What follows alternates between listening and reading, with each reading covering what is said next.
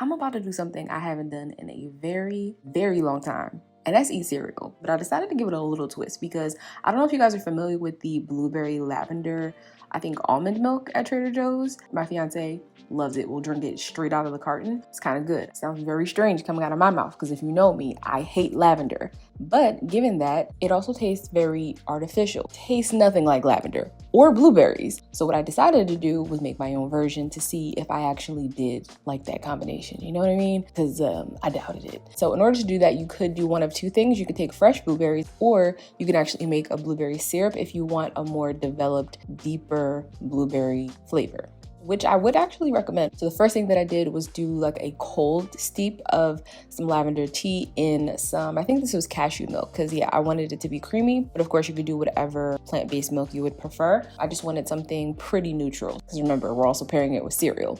And my thoughts were confirmed.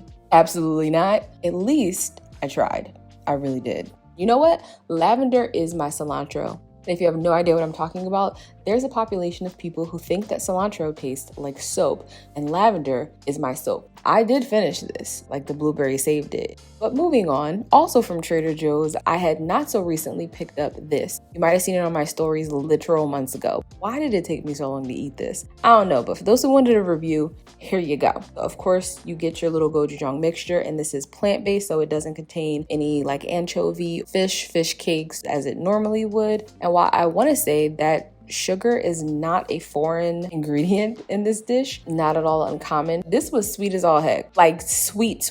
It wasn't even necessarily spicy, but that could just be because my tolerance is like through the roof. To hopefully counteract that, I did add in some vinegar, and you also saw that I added in some goju-garu flakes just to give it the heat that I was missing. And it was edible. And yesterday was enough experimenting for me. So yeah, this day I went to my go-to. I went for another cake batter smoothie, which is basically frozen bananas and vanilla protein powder. But I recently got this one from Ritual, so I decided to throw that in. And while I was at it, I also remembered that I needed to take my vitamin. And I don't know if you guys remember, but my very first food video was actually with Ritual. So that's when I first started taking it. And I feel like it's just even more important now because, as y'all can clearly see, I'm not someone who sticks to the same foods on a weekly basis, let alone daily. So I kind of need to fill those gaps of minerals and nutrients that I may not be getting from my food, and especially in my fitness journey. And what I've always liked about this one specifically is that it contains 9 nutrients essential that are often lacking or missing from a healthy diet. So D3, omega-3s, B12, which is definitely essential for plant eaters. And in addition to this being vegan friendly, it's also non-GMO, gluten-free, and allergen-free. And now they even offer a men's multivitamin, 50 plus, prenatal and postnatal, in addition to kids and teens. So you can get 20% off your first month by just going to the link in the description box or using my code abetweene20 at checkout. And because I actually do prep work now, I decided to deconstruct a jackfruit. And some of the seeds were already like germinated within the fruit. So I decided, like my avocado seeds, that I'm gonna try and grow these. And then the next day, I decided to take the, roasted garlic hummus that I made in the previous episode, turn that into just like a breakfast toast. This was actually supposed to be a completely different recipe, but it didn't come together. If you guys can guess what it is in the comment section, let me know. And that included me also infusing some Aleppo pepper, or actually no, I think these were silk chilies, and butter, along with some smoked paprika, which surprisingly wasn't that spicy, so I'm gonna try this with more heat, and some fresh dill, because as you can see, I finally bought a live plant. However, I've already exhausted every last bit of foliage on these. So how I'm gonna keep up with this pace, I have no idea.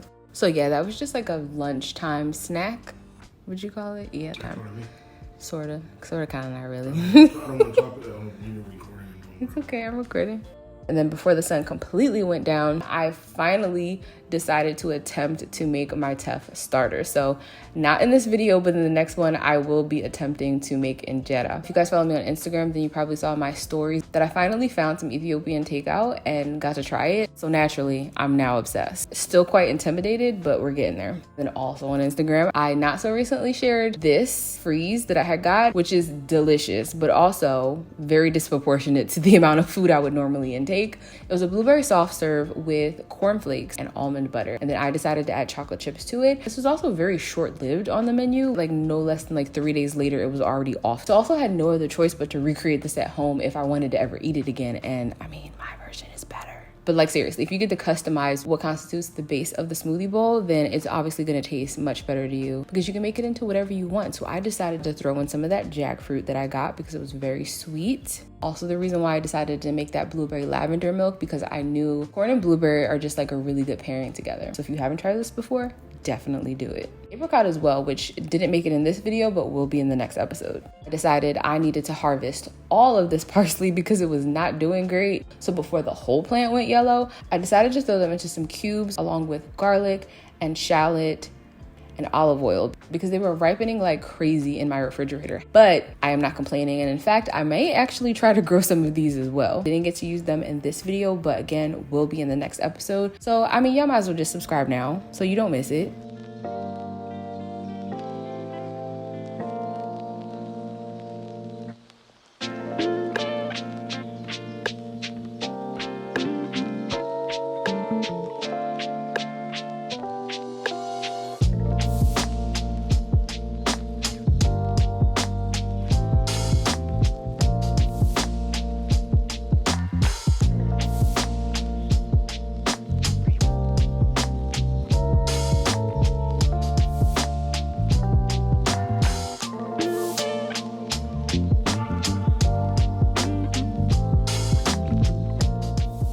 And I started to mince the garlic for some reason, but I actually don't recommend that you do that. I mean, it really depends on what you're making, but essentially you run the risk of burning it if what you're cooking needs a lot of time.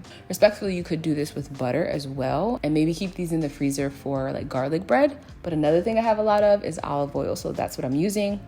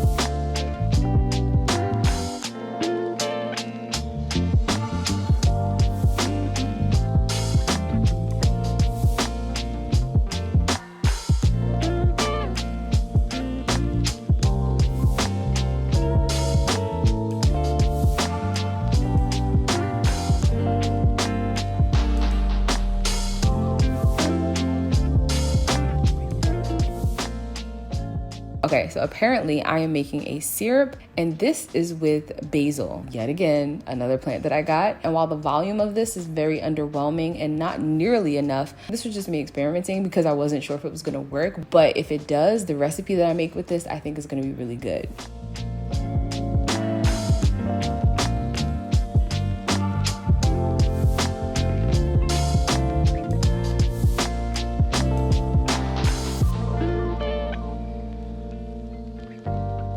And y'all know how I feel about watermelon, so I bought several of these from my local market. And by the way, if you remember the episode I did where I made different nut milks and was going to incorporate those into different recipes, those recipes are still coming. So see you in the next one.